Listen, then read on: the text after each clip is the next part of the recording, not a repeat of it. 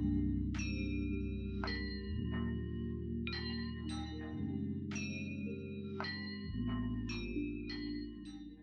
we think of haunted places, we tend to imagine a rundown and decrepit location and expect there to be some sort of entity or energy tied to the place.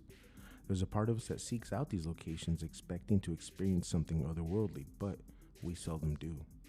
Sometimes, though, we interact with the other side when and where we least expect. Today on Haunted By, I talked to my childhood and best friend about an experience that profoundly affected him and changed the way he perceives the paranormal forever.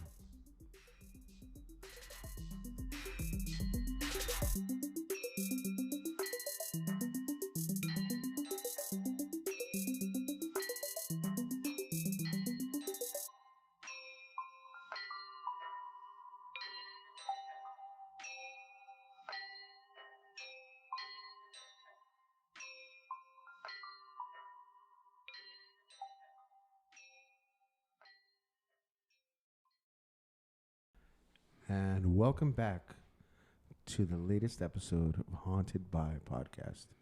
I'm your host, Milo, aka just Milo.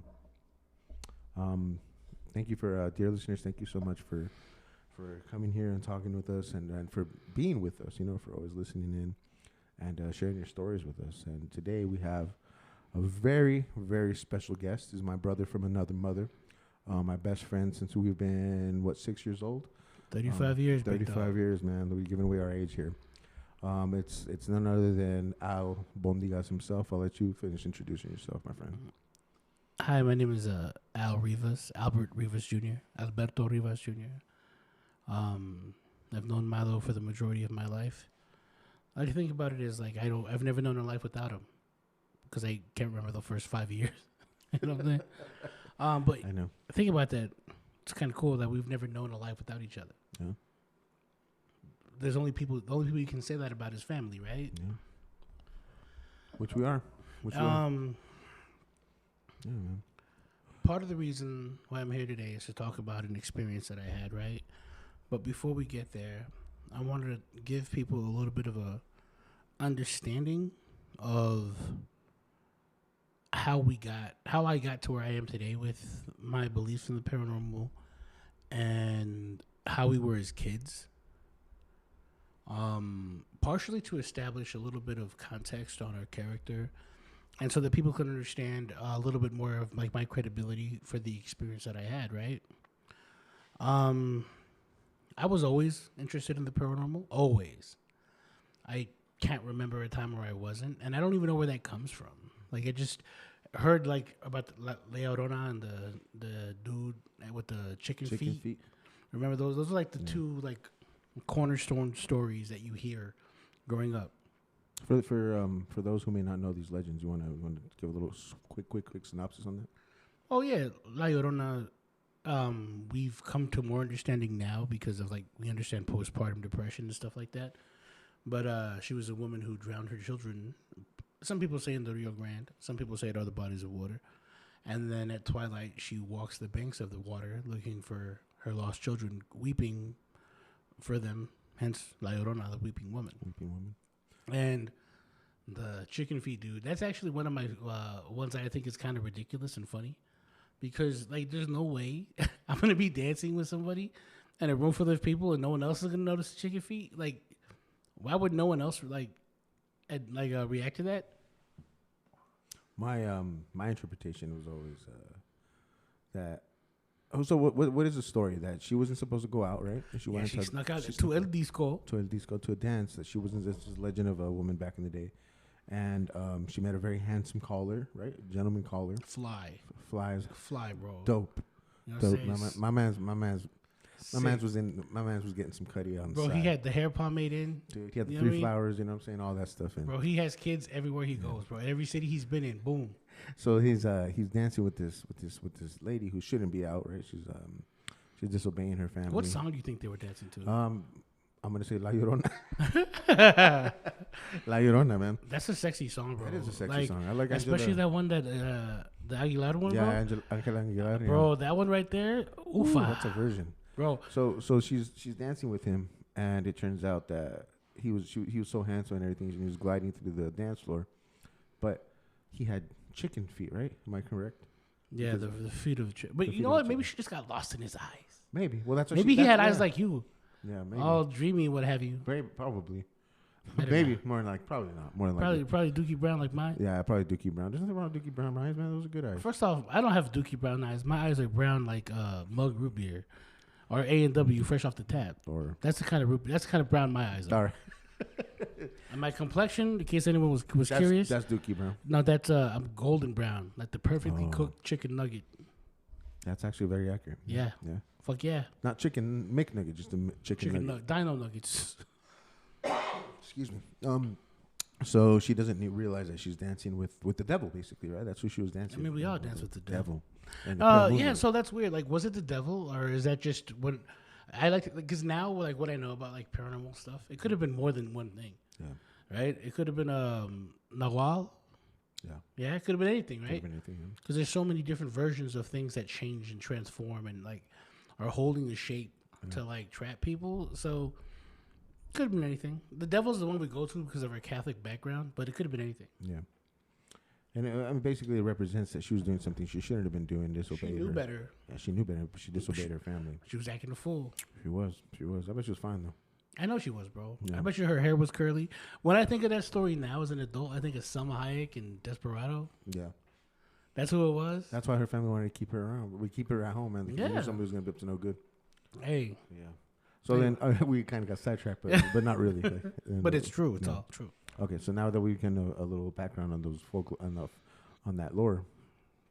Well, like I said, hearing those stories around like kitchen tables and stuff like that growing up, and that reaction I had was addicting to me. Right, that being afraid I was like, oh, I like this, and.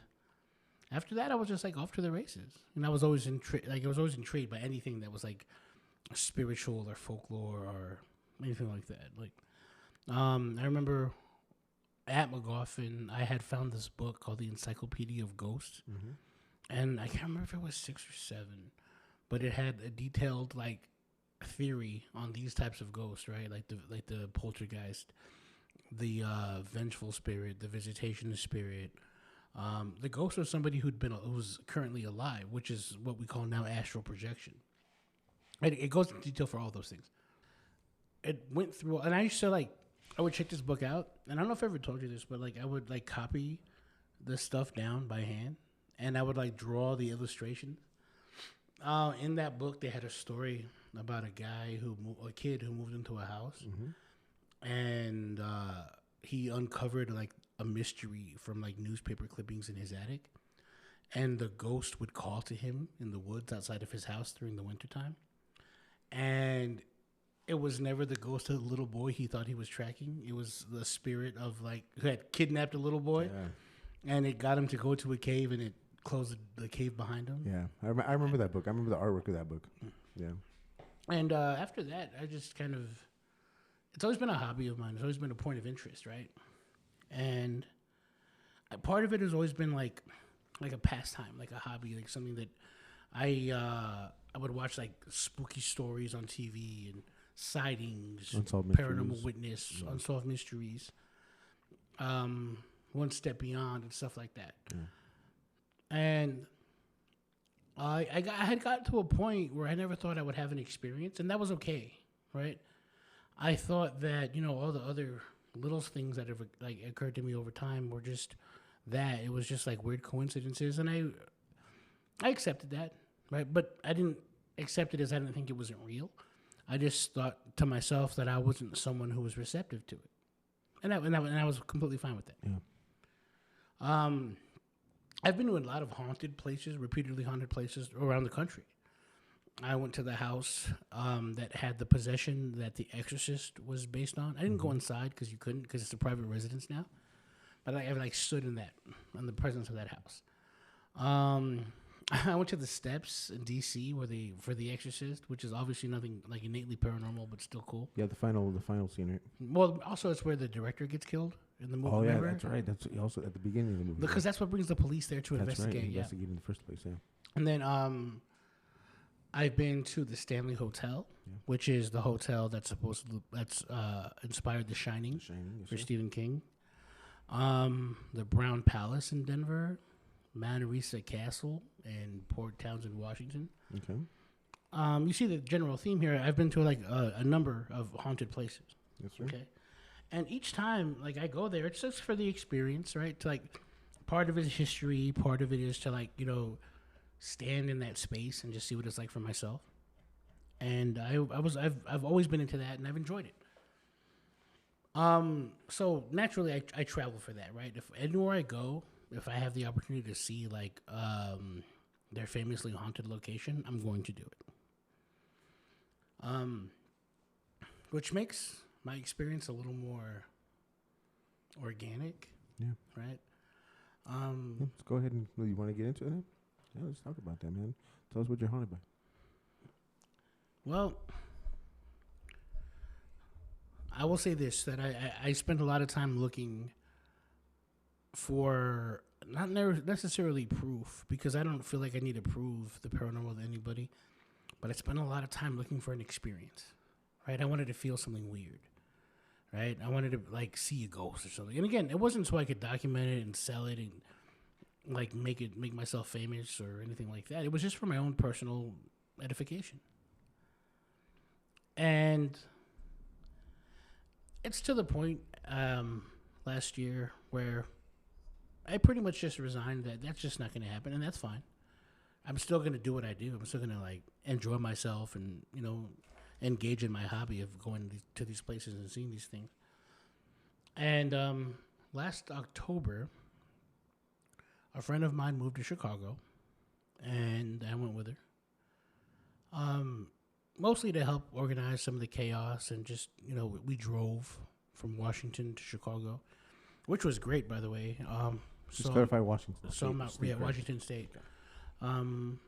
We saw Mount Rushmore. Wonderful. It was cool. Thank you for the postcard, by the way. That was dope, right? Yes.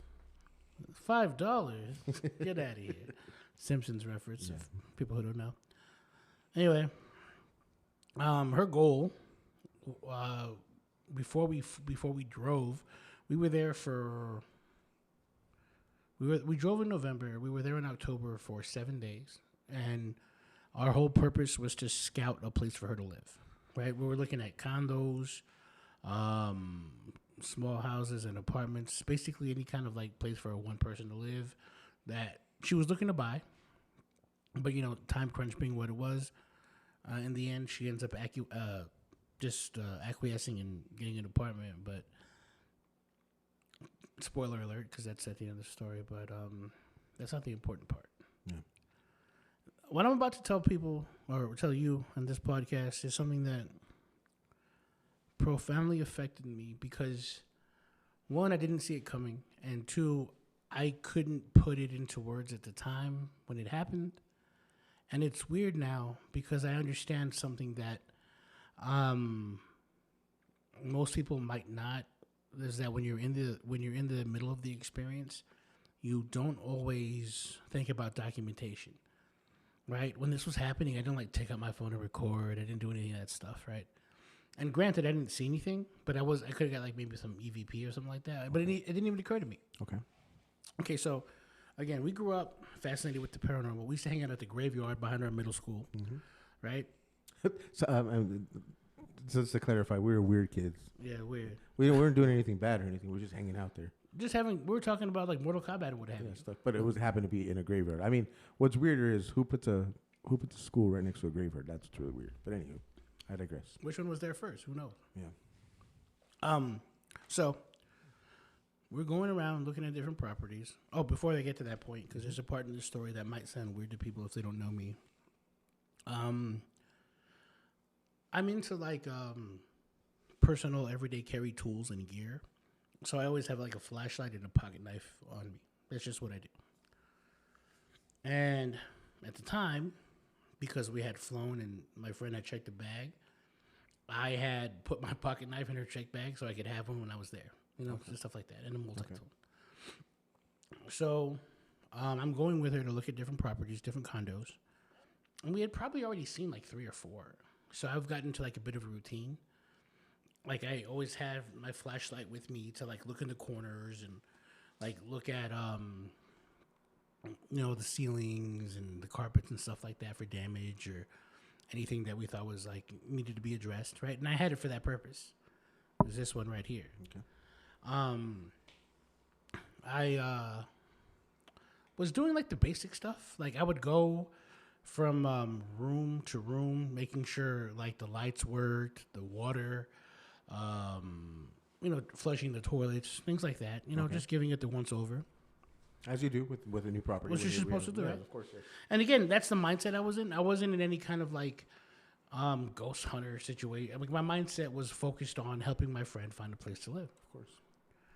So we get to this place, and I remember the address, and I won't say it on the air because I don't want to get in trouble. And there's no need to. I mean, that's not the point. Yeah. And it was like pretty standard issue. It was a brick condominium complex, 2 stories tall. Looked very suburban. Right? It's in a suburb of Chicago. So again, I get there. We do our standard issue. I'm checking all the faucets, the toilet, all the other stuff. I'm looking at the shelving. I've again 3rd or 4th property in. I've already got it down to a routine, so I get it done pretty quick. Okay. So I'm just standing there while my friend is talking to the realtor. I hate to do this, but to go back, when we had arrived, my friend forgot her phone in the car. Okay. Right? And that's important because it comes into the story later. Yes. So I was like, don't worry about it. We're going to be together anyway. We'll just get it when we come back. No big deal. So, again, they're over there. They're having conversation about making an offer, X, Y, and Z. I get finished looking at the house, and then I look at the listing paper that they gave us, and it said there was a storage unit. And I was like, okay, I'll make myself useful. I'll go find the storage unit and check that out. Again, this is not uncommon for condominiums in Chicago, I've noticed, because like every property we saw has a storage unit someplace on the property, right? So I was like, all right, cool. I'll go find it. So I was like, hey, while you guys like finish your conversation, I'm gonna go see if I can locate the storage unit. We can meet up, or we'll figure it out from there. So I walk out, I close the door, and it was like right in front of the door that I just exited. I see a door with no number on it, so that tells me like it's like a common area door. It's not like a unit. So I go through it, and I walk down some steps, and there's this landing, and there's like a bunch of bikes parked there, and it says like bicycle storage. You're not storing anything else besides a bike. And I was like, okay, this obviously isn't it. But to my left, there's a black door with a brass handle, a knob rather. So I was like, okay, no door number on it. I'm assuming this is the continuation of the stairs. And I also assume that there's so many doors here to like for temperature, right? If you like keeping it insulated makes it easier to heat and stuff like that. And Chicago gets really cold, and Illinois in general.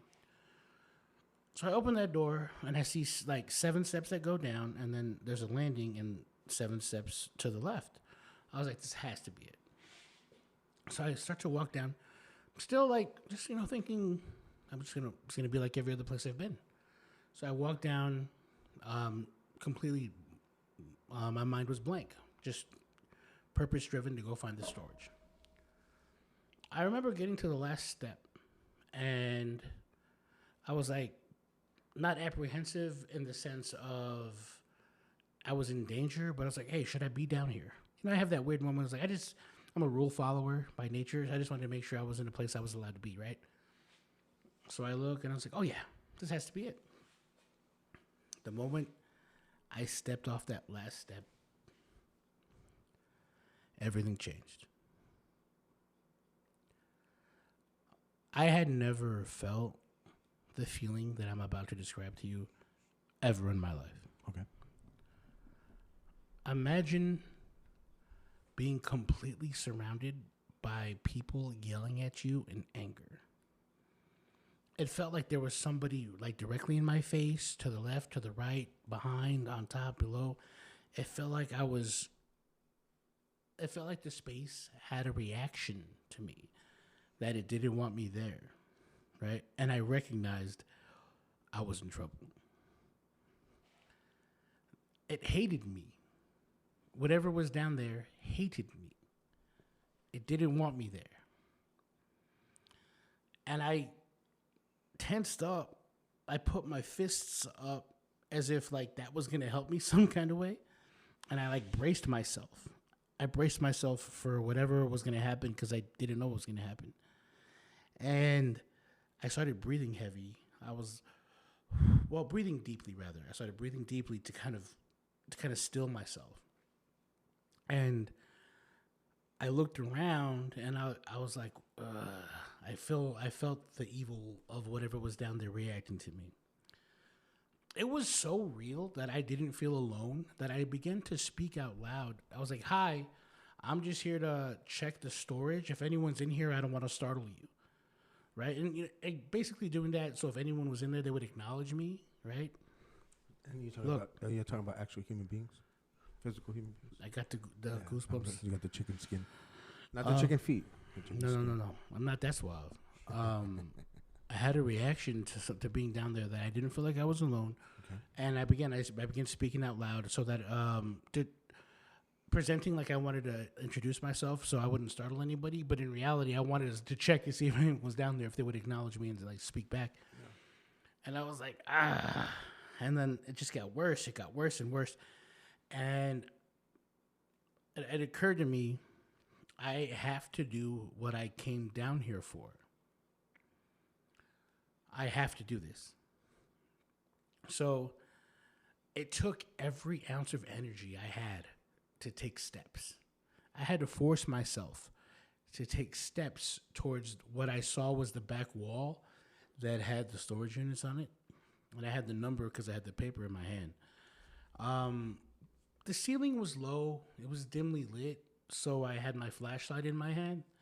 And I turned it on and I'm like shining it all around, just looking to see if someone like I like half expected to see someone staring at me from like inside one of these storage units or something. I'm like, I get this weird feeling that I have to keep going. Like if I don't do this, it's gonna win, and if I let it win, it's gonna get worse. Okay. And so I take my steps over there. It feels like an eternity. I was probably down there for 2 minutes max. It felt like half a day.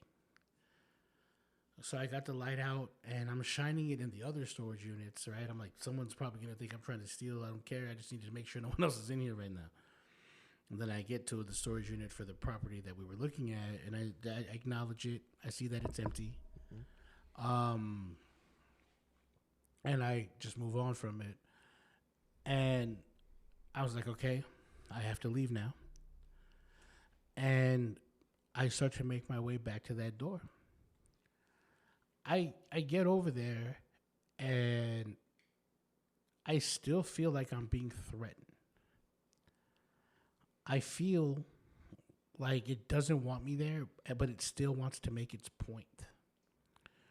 And I'm still terrified. So I'm walking towards the door, back to the steps, and I'm afraid to go up the stairs. I'm afraid to turn my back on this place. On the room, on the space. Yeah.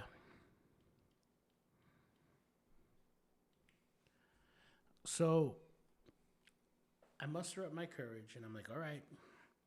And I don't even know if I could call it courage at this point, because my solution to this is to put my back against the wall and go up the steps sideways. Okay. Because I don't know why, but in my mind, I know that if I turn my back, it's going to do something to me. Okay. It's going to hurt me. So I put my back against the wall and I start to inch up the steps.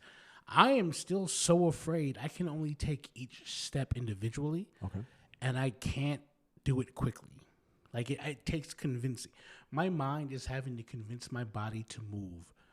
That's how much fear I experience. Okay.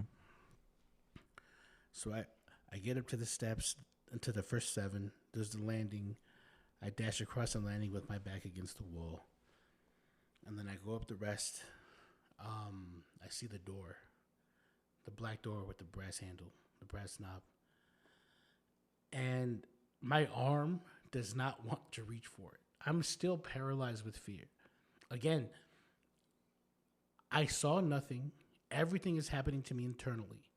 I'm convinced that something is like yelling at me, but I can't hear it. But not like yelling just to make noise. Like it's yelling in rage. Like it's screaming at me. So I'm at the top. My back is against the wall. And I'm forcing myself to reach for the knob. Every muscle in me is tense and tight. So I grab it and I turn it and I start to open the door. And I'm like, holy shit, I can't open this door with me in the way. So I got to take 3 steps back down to clear the area for the door to open. I do that. I got my back to the door. And then I exit and close it in one move. There is a glass door in front of me to go outside. I dash out this door and I skip a step because I was just like, boom, I was out, right? I run as far away from the building as I possibly can before I get to like the parking area.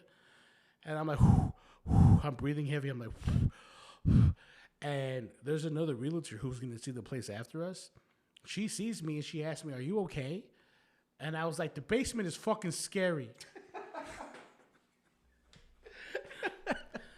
And the people she were with look at me. They look at her, and she goes, yeah, it's kind of scary. And I was like, yeah. And I have that exchange, and I'm standing there, and I'm like trying to shake it off. Like she sees me breathing and shaking. Like I'm physically like, like I'm trying to calm myself down. And she asked me again, are you okay? I was like, no, I'm fine. And I was like, oh, snap. I got to call my friend to make sure she doesn't go down there. Yeah. Her phone's in the car. Her phone's in the car. I'm ever resourceful, so I get out my Google, and I Googled the realtor's name, find her cell phone from the website, and I called the realtor.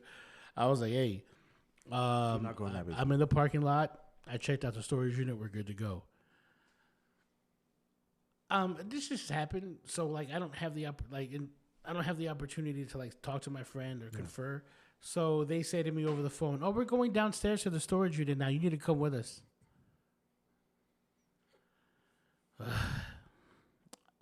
I try to get out of it. I said, "You don't need me. You don't need to go down there. You've already seen it. I've already seen it." And she's like, "No, I want to go check it out." Now I have 2 options here. Right, I could stay outside and just let them do their thing. Or I have to go back into this building. Well, I don't believe in leaving anybody behind. Yeah. So I decided to go back in. Yeah.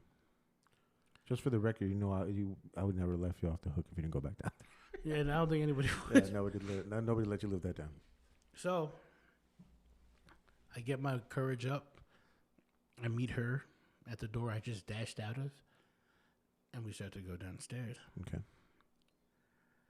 Now, part of me is thinking that now that I'm with people, it won't be that way.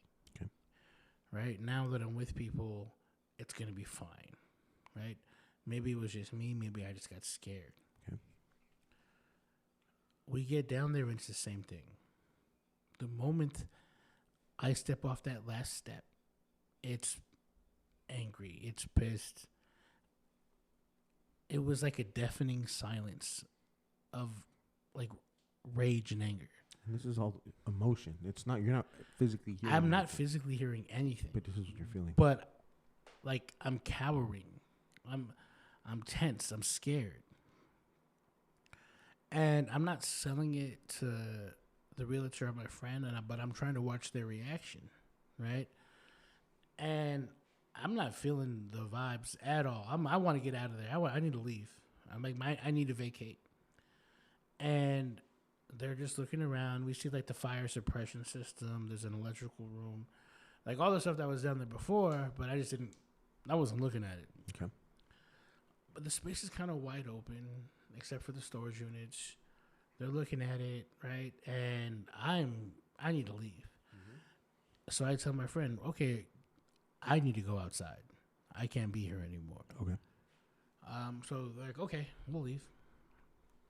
We're going outside, And I don't know how this happened, but as we're exiting the black door with the brass knob, there's somebody going downstairs at the same time. Give us the order of that you're in. Your friend is in the front. She's in the middle. Realtor's in the front. You're in the front. How's the order of going up the stairs? Friend's in the front. I'm in the middle. And Realtor's in the back because I don't know that person. Okay. That person's nothing to me. Okay. You know what I'm saying? Whatever goes down, that's her problem. Don't me use an ask. I'm trying to paint the picture in my head. That's of my cowardice. No. Of this next part, because I've heard the story and I know this next part. Go right ahead. So I don't see the person's face as we're leaving, but someone's going down there. I know it was a woman with an Eastern European accent. Okay. Because I hear the voice. So we're going up. I guess my friend goes out first. I go out second, and I guess as I go out, she comes around the corner and starts to go in, and the realtor just makes conversation and she says, "Hey, what is that room used for?" And I swear to God, the woman in this voice says, "Oh, that's just storage." But in a Eastern European accent. Oh, this is just storage. Yeah, it's like, oh, that's just storage. Russian Ukrainian type. Yeah, but she says it in a knowing way, right? She says it in a way like, oh, that's just storage. Like so matter of fact that she's like, it makes me feel like she's concealing the truth. Yeah, almost coy. Yeah. Okay. So we get out there, and then I start to tell the realtor, my friend. Wait, so you only heard the voice, right? You didn't see her face at all. What's the reason behind you couldn't see her face? Why couldn't you see it? I think I was just in such a rush to get out of there. I was just looking at the door, the door to get outside. Okay. I wasn't. I literally wanted. I couldn't get out fast enough. And who asked what the room was used for? The realtor. Why do you think the realtor asked that? I think the realtor understood something was down there. Okay. I think the realtor had an idea of what I experienced because maybe they experienced it to a lesser degree. And I was terrified. I've never felt that before. I've never felt the extent of that fear in the entirety of my life. We get outside. I start to talk to them about what happened. I start to tell them about how afraid I was. I start to tell them about how I felt like I was unwelcome down there. Mm-hmm. And they're all telling me I'm imagining it or whatever. And I just let it at that. And even talking about it now, I get anxiety, right? I still get goosebumps talking about it. I remember the moments of being down there and being afraid. And then we go back to our hotel. We watch a little post-season baseball. And eventually I fall asleep. And that night, I had the worst nightmare I've ever had in my entire life. I had a dream about experiencing human tragedies through the perspective of 4 different people. Mm-hmm. One of them was a little boy who lost his father to drugs. One of them was the father who was lost to drugs. The little boy's father? One was a woman who was sexually assaulted, and I experienced sexual assault through her perspective. And the last one was a guy who made a deal with the devil to live to see 1,000 years. Only thing was, for the deal, is that his body wouldn't age, but his mind would. So this dude is already in his 40s. So he essentially he loses his mind. And people start to think of him as they see him, and because he's so disheveled, they think he's like a drug addict. But in reality, he's trapped inside his body, watching 1,000 years pass, and he can't die. The drug addict boy, the part of the dream was I would come home and my mattress was stolen, and the boy was stealing my mattress because it was the only thing that made him feel comfortable. He was stealing your mattress? Um, it's one of those weird dreams where like nothing makes sense, but everything's connected. Okay. The father had gotten so involved in drugs that he lost custody of the children, and I was somebody that the child knew, and he had like latched onto my scent, and the scent would make him feel comfortable. So he would steal my mattress repeatedly throughout my life, so that when he would sleep, he would smell me and feel safe and feel like nothing was going to happen to him. And then eventually he gets caught up on drugs, and he does something to himself to where he starts to look like a monster. Right? So here's the thing about this dream. It all sounds really weird and disconnected, right? And that's how I experienced it. But it happened in a loop. Every time the dream would quote unquote end, it would just start over again with my mattress getting stolen. And then I would have to experience these 4 tragedies over and over and over again. I woke up in the middle of the night in October in Illinois, so it is not hot. I woke up in the middle of the night and like covered in sweat. Drenched. I've had a few different nightmares that I don't remember like throughout that week. And I haven't been the same regarding fear since that day.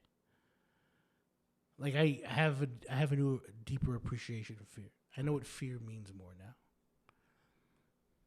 I think whatever happened to me in the basement of that condominium rewired me.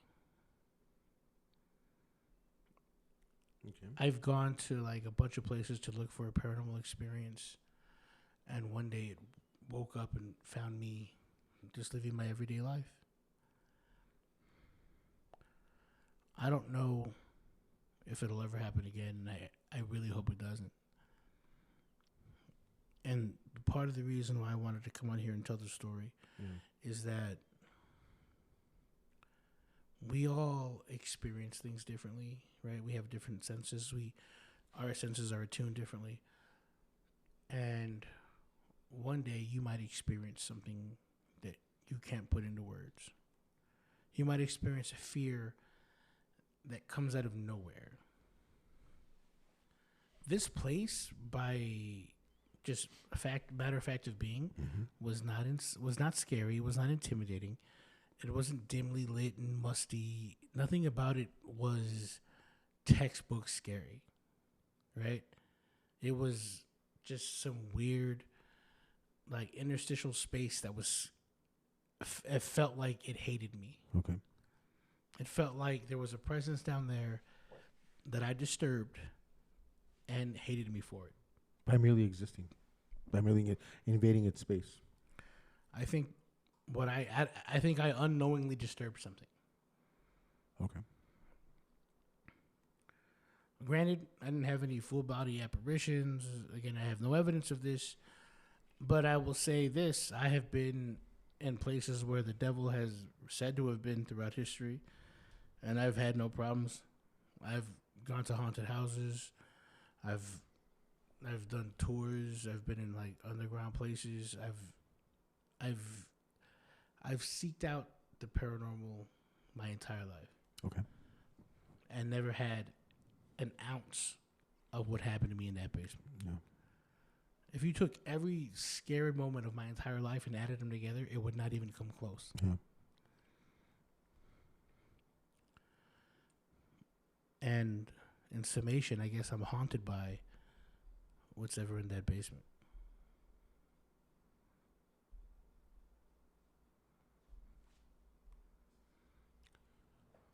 Let's take a quick break.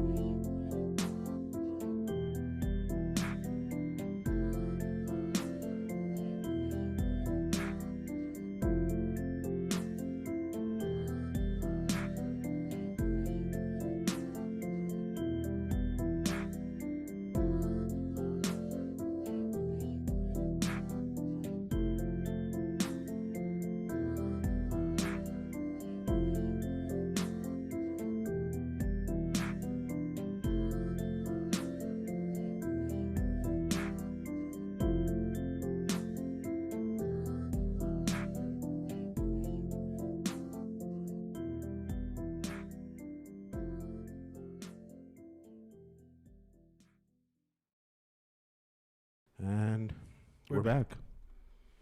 I might not have like physical documentation of what happened down there.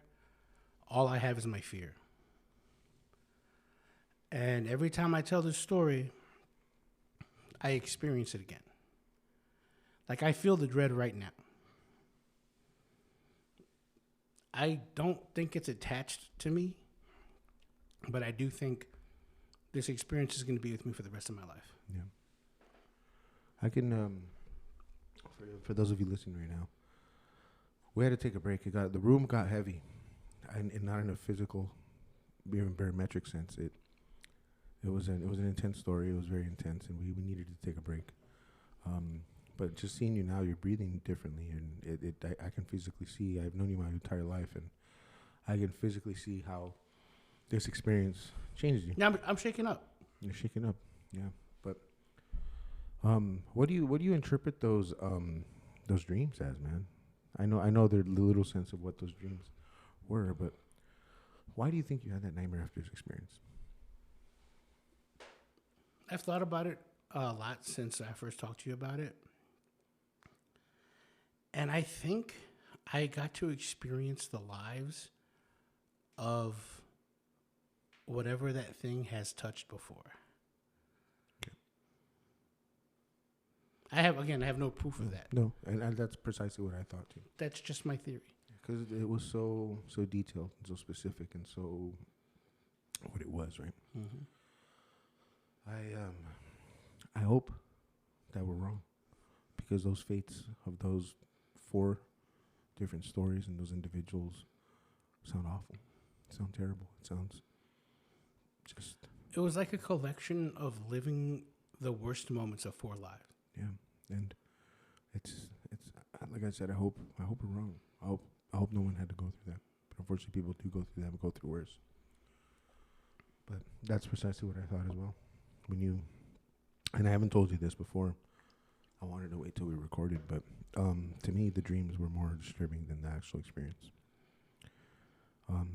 Just the timing is very specific, right? It's the timing, the feelings, the emotions, the vulnerability, the everything, and how you said you weren't prepared, because you never know when something like that's going to happen, right? Mm-hmm. And just like those people's lives, they weren't prepared. They didn't live their lives knowing that something like that was going to happen. None of us do. And that's what is so scary about what we discuss and what we're always into here, right?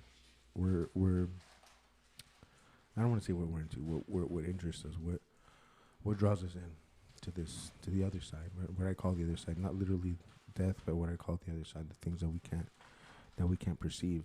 Well, the things that we don't know yet about. We know a little bit about and only scratching the surface, only the tip of the iceberg, but it's the other side of the human / spiritual experience, right? Yeah, I wanted to wait to tell you that the dreams were always more disturbing to me. What's your outlook now after these experiences? I feel like I finally had my real paranormal experience. And I had hoped for something a little more positive. But I definitely know that I still have a curiosity for it, right? But I know I'm not equipped to deal with certain things. And I'll still watch like scary movies and documentaries and like listen to stuff about like, paranormal experiences. But I have no desire to have another experience anytime soon. Yeah. I still have my interest in it and my curiosity about the paranormal. But I saw into a world that I know I do not need to have in my life. Yeah. Right? I'm no Ghostbuster. I'm not a paranormal like investigator or anything like that, but I know like I don't need to go any further. Yeah. That was always the difference. Not the difference, but a difference between you and I. I've never been one to go looking, like quote unquote ghost hunting, for lack of a better term. I've never been one to I mean I'll visit these places, but I've always been more of more of an observer, more of a just like somebody who's interested in it, not someone who's going to be wanted to be hands on. Not that I was scared, because by no means have I ever been scared of it, right? And until the day that I started experiencing things, and it started off with something very very different, right? In my experience, and listeners that don't know me, I will be telling my story soon, and you will hear it soon. But it's when it happened to me, it was something I was not expecting. But what's common with us? Well, first off, to elaborate on the difference is that you actively, I'm not saying you went looking for it, but you did have this this drive to seek it out, right? Because in a part of you wanted to experience something, right? You wanted to. I wanted proof. You wanted proof. Yeah. You wanted to know, yeah. And I never really needed proof, right? I was interested in it. I still am interested in it, but I never needed that validation, right? But what's how we're similar is that during both our experiences, we're both helping someone that we cared about deeply, and that's what came out of helping someone. And that's not a bad thing; it's a good thing, right?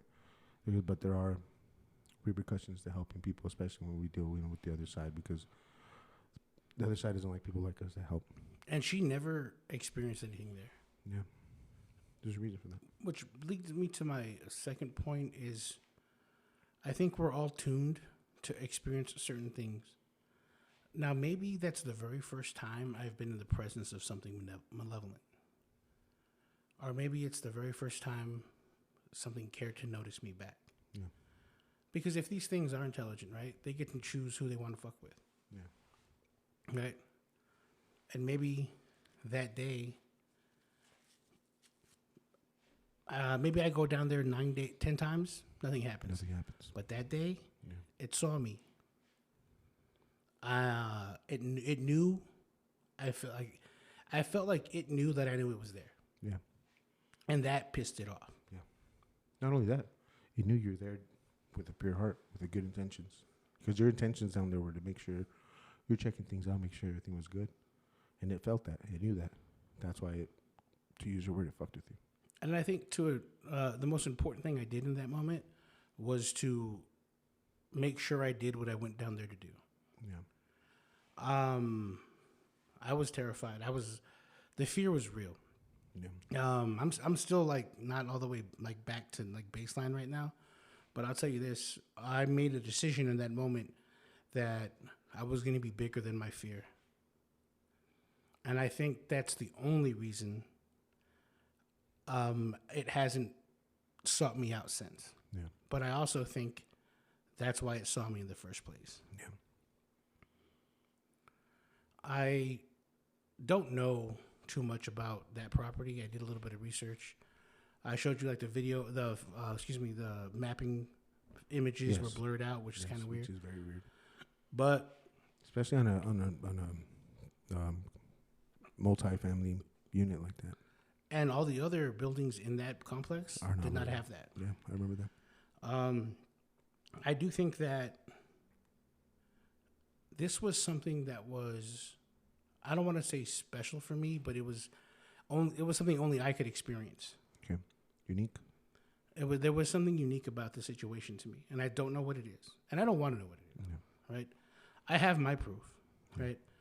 And my want for proof wasn't so much so that I could stand in front of people and proclaim to them that I know something that they don't. Yeah. I just wanted my curiosity and my belief to be verified and validated. Yeah.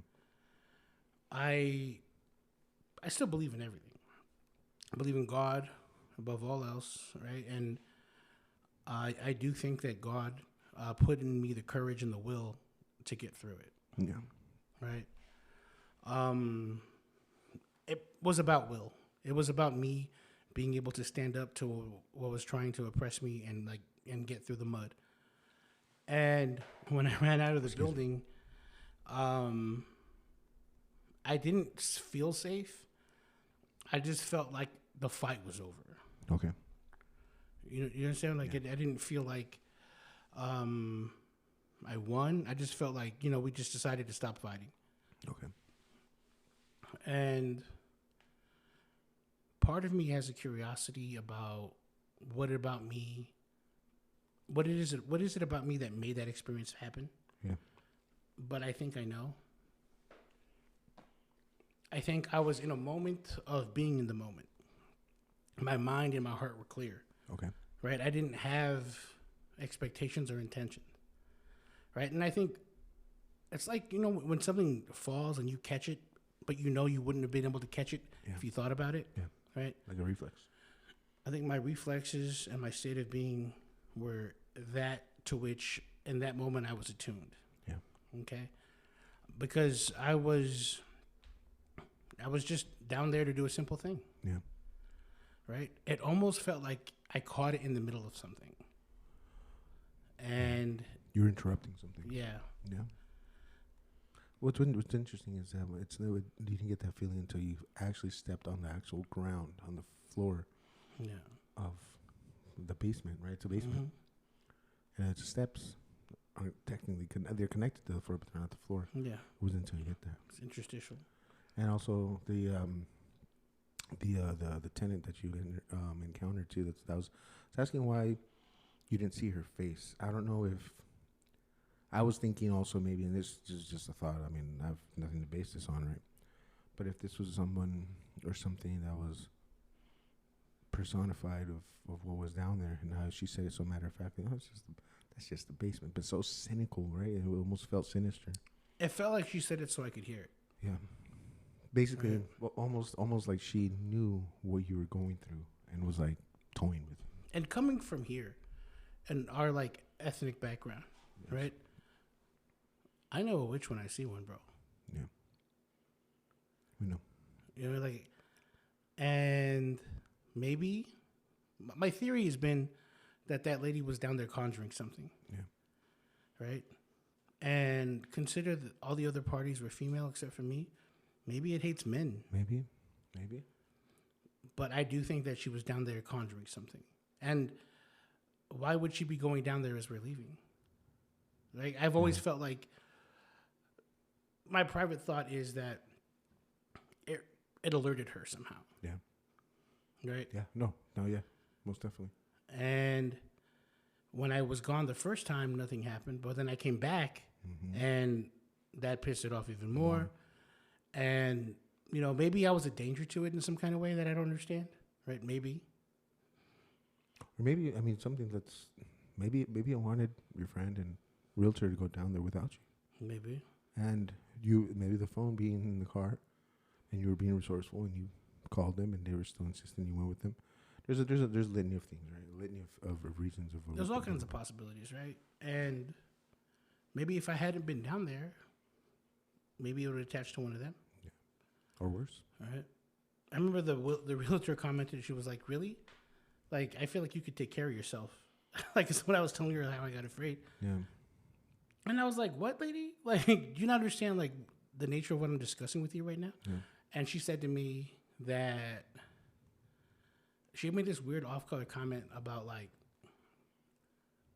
I know how to protect myself. Yeah. That's interesting.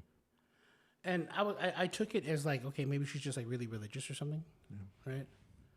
But it was a moment, and it happened, and it made me consider maybe I'm a little more open to these things that I thought, right? And maybe all these other places I've been to, at one point, maybe they were haunted at one point.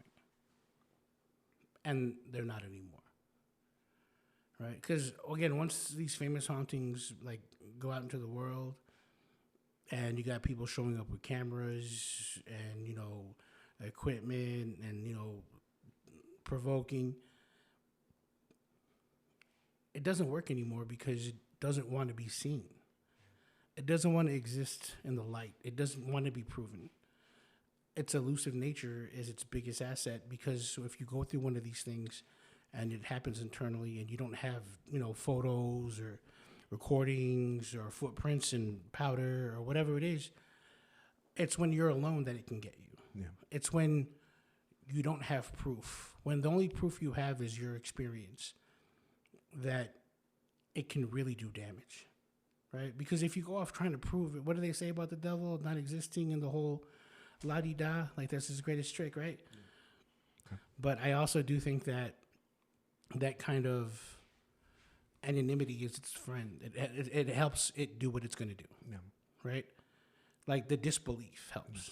The incredulity of it all helps. Okay. Right? Because again, I told those women what happened to me. Neither one of them really put too much stock into it. And I've told the story to a bunch of people at work and in my personal life, like back in Washington. And they all look at me the same. Nobody knows what to say, but nobody is like rebuttaling it either. Yeah. No one's telling me I'm crazy. No one's like explaining, because these people who know me, right?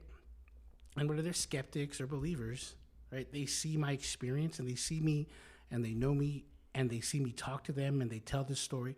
The hardest part for me to tell this story on the podcast is typically when I tell the story, I'm like standing up and moving around because I have so much energy for it. Yeah. And none of them have ever discredited my experience. Yeah. None of them have even questioned it. Yeah. And I think that's a testament to my credibility in the situation because, again, I've gone to a bunch of places and I tell people, yeah, this place is cool. It's interesting, right? The history was cool. It is spooky looking, right? There's some dark corridors here, right? It has a weird energy to it. But I think part of that also goes to just the atmosphere of places. Okay. And that could be as simple as like dark carpet and lighting. Yeah. Right? Things could be lit in a way that are like unintentionally scary, right? Because especially things that are built like a long time ago, they weren't made for modern lighting, right? It was like candlelight, and you just walked around in like drafty hotels, and they were lit with lanterns and chandeliers and stuff like that. Yeah. So, yeah, they could seem scary now, right? And yes, maybe those people who initially reported these hauntings and experiences had them. But I think at a certain time, it gets so diluted and so watered down, I think it kind of just goes away. Like, again, the thrill is gone for whatever was there, right? If it was a human or stone tape theory or whatever it is, I think everything, the energy is finite, right? It can get used. It can get worn out. So if you're out there going to haunted places and you don't have experiences, that doesn't mean those places didn't have the hauntings that they had at one point. It doesn't mean it didn't happen. And go to a hotel where someone died, like in L.A. What's it called? The Rose? No, it's not the Rose Hotel. The Cecil Hotel? The Cecil, yeah. The Cecil. And yeah, a lot of terrible things happened there, right? And Skid Row's there, and you have like various murderers who stayed there. A lot of emotions in those places. Yeah, again, so, but whatever fed that is still feeding it. Yeah. So it'll, of course, like, it's still gonna have a place, right? But again, if you're not there to contribute to feed it, it's probably not gonna pay you attention. No. Right? If you're there to try to get evidence or have an experience, it might just turn its back on you because you're gonna be gone tomorrow and you're not worth its time. It has a buffet to get to. It has like real human suffering to go feed on. Yeah. I think this thing chose me in a way. I think it chose me because it had the opportunity to scare me. It had the opportunity to make me feel small. I feel like it was bullied in a way, but I think more importantly than all of that, I don't know if God put it in me or if it was just my reaction to the moment. I think it's my understanding. I think it's partially, it's the qualities that God gave me, and it's my understanding that if I let its will outdo mine, this isn't going to end. I have to do this. I have to exert my will in this moment. Otherwise, I'm going to be fighting this thing for the rest of my life. Yeah. I wholeheartedly agree. Yeah. Yeah. Yeah, man. Well, albóndigas, al cien. My brother, I'm glad you got past this. I am saddened that you had to have such a negative experience, but I'm also relieved knowing that you we're able to move past this, right? And I want to thank you so much, man, for giving me the scoop and letting me tell me your story and telling it on my podcast and being the first that you told us on. But I have a feeling you're gonna be telling the story to a lot of other podcasts as well. I think I'm gonna have to tell this story for the rest of my life. That's part of the human experience, my friend. All right, well, you got anything else to say, man? I would want to tell people in your moments of your greatest fear and when you feel the weakest, I want to remind people that you have everything you need inside of you to overcome whatever those challenges are, whether it's the real world, whether it's, the physical world or the spiritual world. You have everything in you to succeed, to win, to fight back. And nothing should ever be able to convince you otherwise. That's what I want people to know. Well said. Well, thank you, my friend. It was a pleasure speaking with you, and thank you again for letting me know what you're haunted by. Thank you.